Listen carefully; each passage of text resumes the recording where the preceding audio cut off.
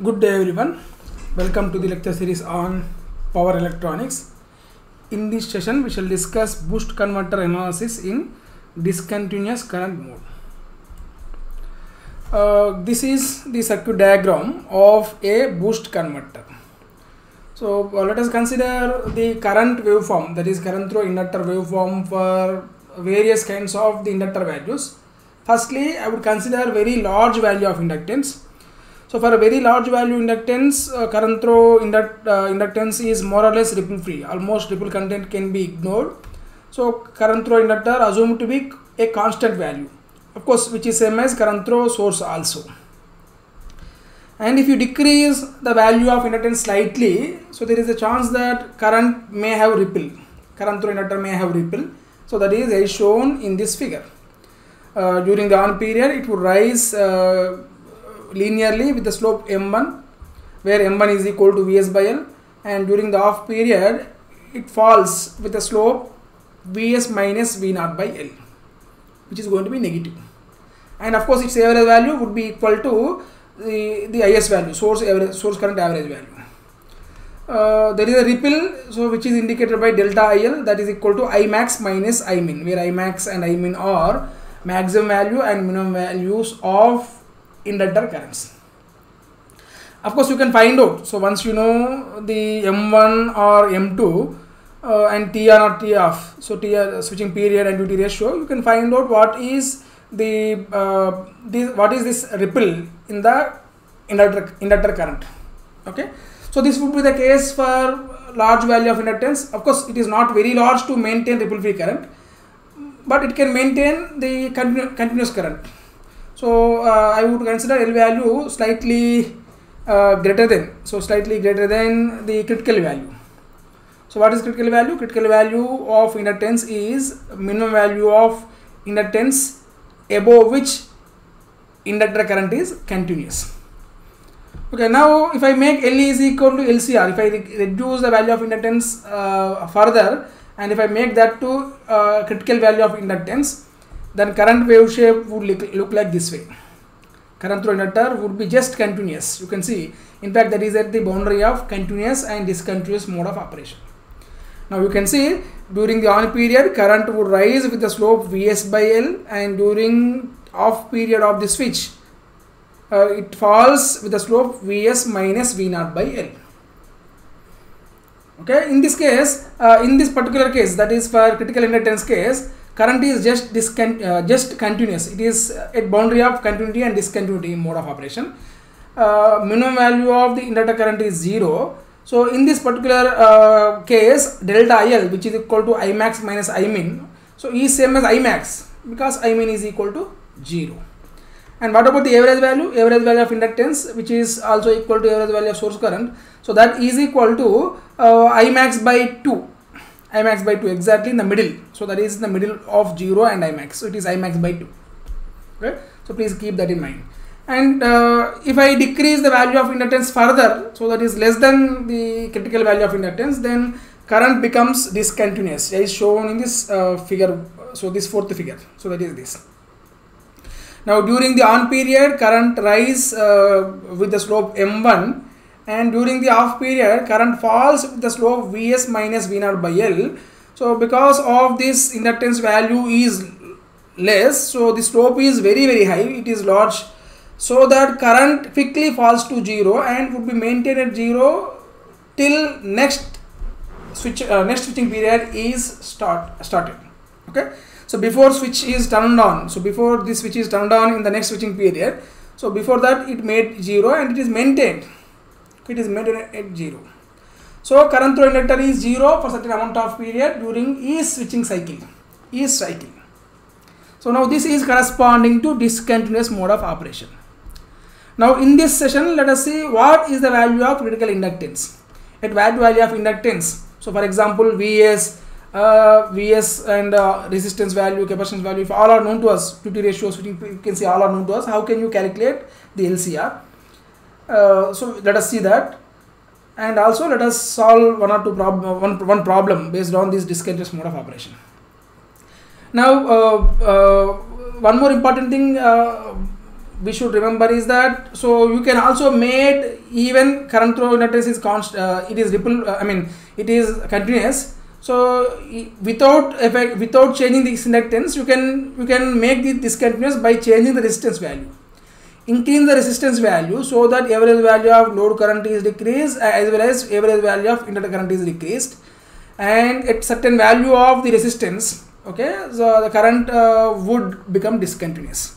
So as you increase the resistance value, so the value of resistance above which the minimum value of resistance above which current through inductance is discontinuous, so that is known as critical value of resistance. Let us try to calculate both of them. So now, so critical value of inductance is corresponding to this boundary condition. So at the critical value of inductance, the current through inductance would be at boundary of discontinuous and continuous mode of operation.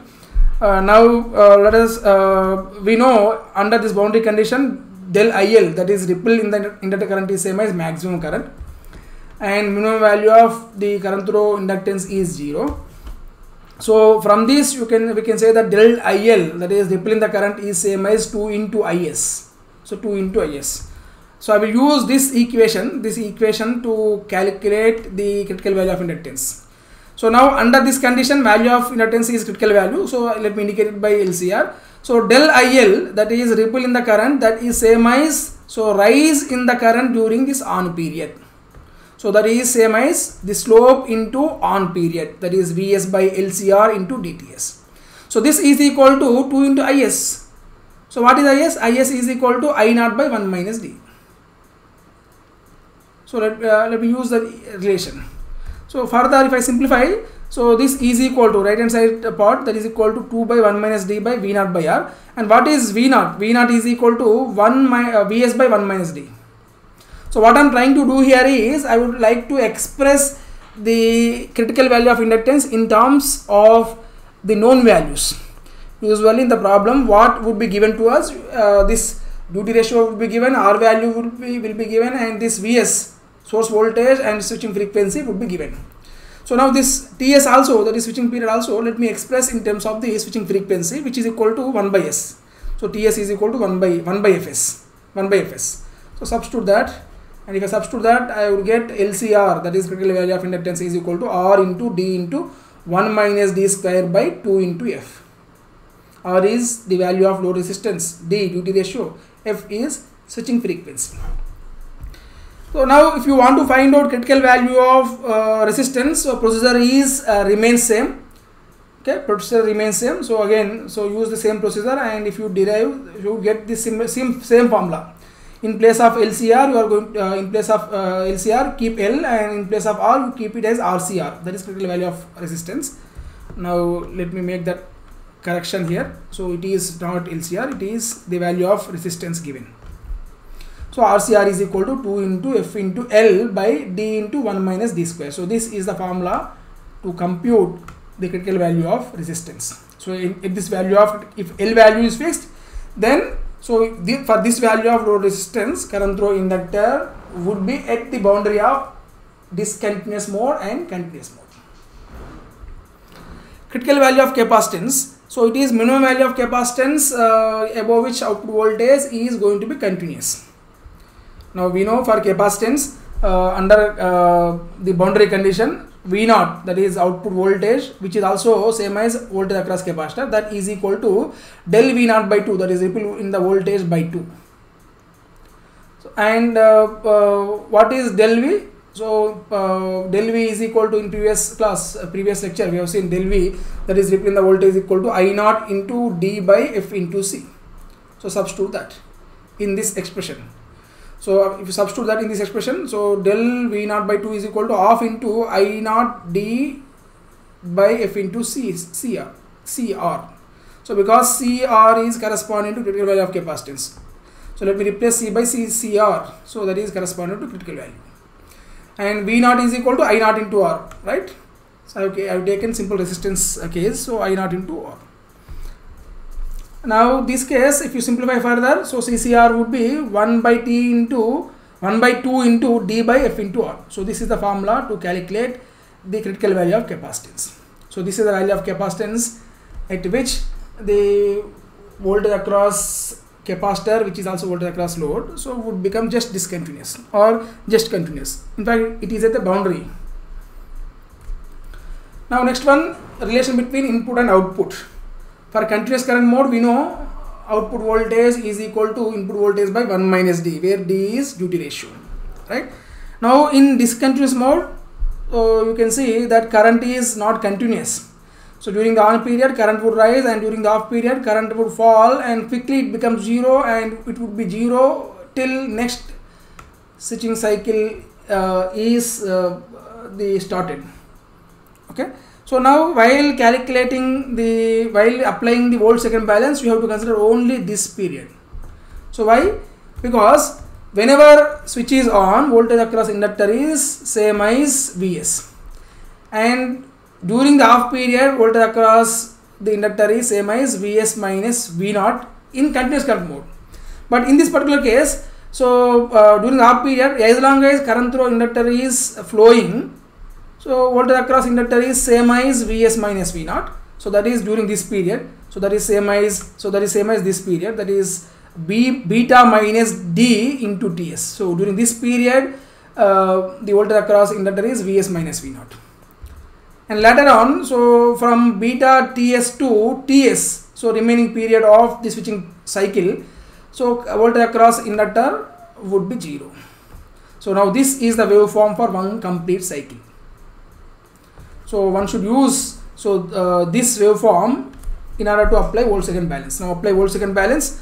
Area under voltage across inductor over switching period is 0. So let you make it. Area under this curve is Vs into dTs is area under this curve. Area under this particular rectangular, and area under this curve, that is same as Vs minus V0 into beta minus D into Ts. So substitute that and simplify further, you will get the value of output voltage is equal to beta by beta minus D into Vs. So this is the formula for relation between output and input voltages for boost converter in discontinuous mode of operation. Okay. And if you want to find out relation between output and input currents, you can apply power balance from power balance equation, and by substituting this relation, so that is V0 is equal to beta by beta minus D into Vs, we will get I0 is equal to beta minus D by beta into Is. So this is the relation between input current and output current. Okay. Yeah. Now sometimes you may also ask to find out switch and diode average currents. So we know the switch current is same as current through the inductor during the on period, and diode current is same as current through the inductor during the off period. So take their mean values. So if you take the mean value, you get the average switch current, so that is equal to off into D into del IL. So del IL, we know formula is this, and substituting that and simplifying further, you will get switch average current is equal to half into Vs into D square by L into FSW. Vs is input voltage, D is duty ratio, L is inductance value, FSW, so this is switching frequency. Similarly, if you want to find out average value of the diode current, yes, so again find out area under this curve. Okay, area under this curve and take its mean value for one switching cycle. If you do so, you will get that value is equal to half into beta minus D into del IL. So del IL, again substituting del IL value, you would get that value equal to half into Vs into D into beta minus D by L into FSW. Usually Vs value, D value, L value, FSW value will be given, and beta value maybe need to find out. So, and substitute that, you will get the value of the average diode current.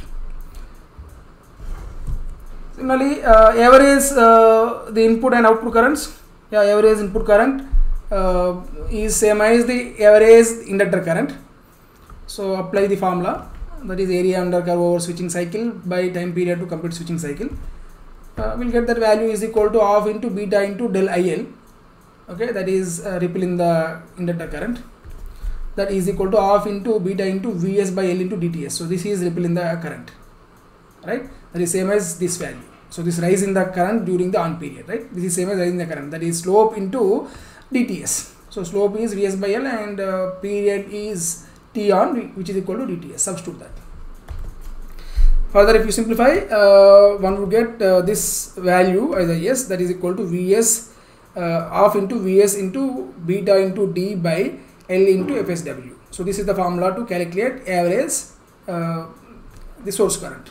Similarly, average the output current is same as average diode current, because we know diode current is same as IC plus I naught, because and average value of diode current is same as average value of IC plus average value of I naught, and average value of IC is 0. So from this you would get ID is equal to I naught, and ID is already known to us. The average value of diode current is known from the previous slide. Okay, so please do not confuse here. So small I is corresponding to instantaneous values, and capital I are corresponding to the average value for this particular case. Now it's okay. So now if you know it is discontinuous mode operation, you can use this formula to compute the input and output currents. But how do you identify whether the boost converter is operated in the discontinuous mode or continuous mode? So there are two conditions. So any one of them can be verified.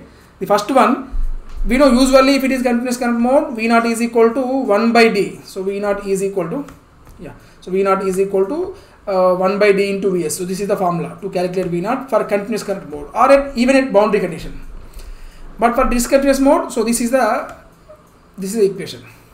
So for example, you know, for a problem, V naught is given and Vs is given. So verify whether V naught and Vs are following this relation. If they are following this relation, yes, so that is corresponding to continuous current mode. If this is not followed, so then it is corresponding to discontinuous mode. So relation between input and output would be this way. Okay, so from this formula one can find out what is beta value. So this is one way of identifying the boost converter in discontinuous current mode operation. The other way, so if you know L value and R value, L or R value, so find out whether they are critical values. So whether they are greater than critical values or less than critical values.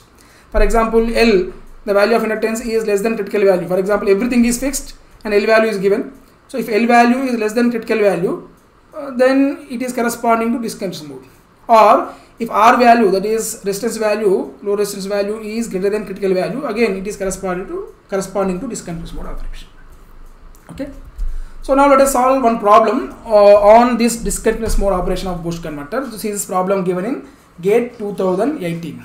So now from the figure, so we can say that this is corresponding to a boost converter operation. You can see that input side we have the we have a voltage source in series with the inductor, right? So it is corresponding to current buck operation, which is same as voltage boost operation. It is corresponding to boost converter.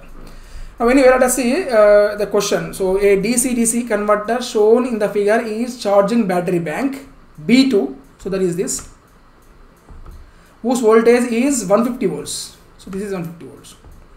So B1 is another battery bank whose voltage is constant at 50 volts. So B1 is another battery bank. Now what are we doing? Actually, we are charging battery 2 with battery 1 through this boost converter.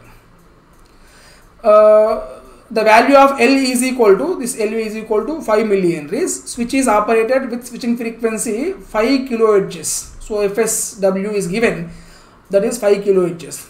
So what is switching period then? That is equal to 1 by 5 kilo.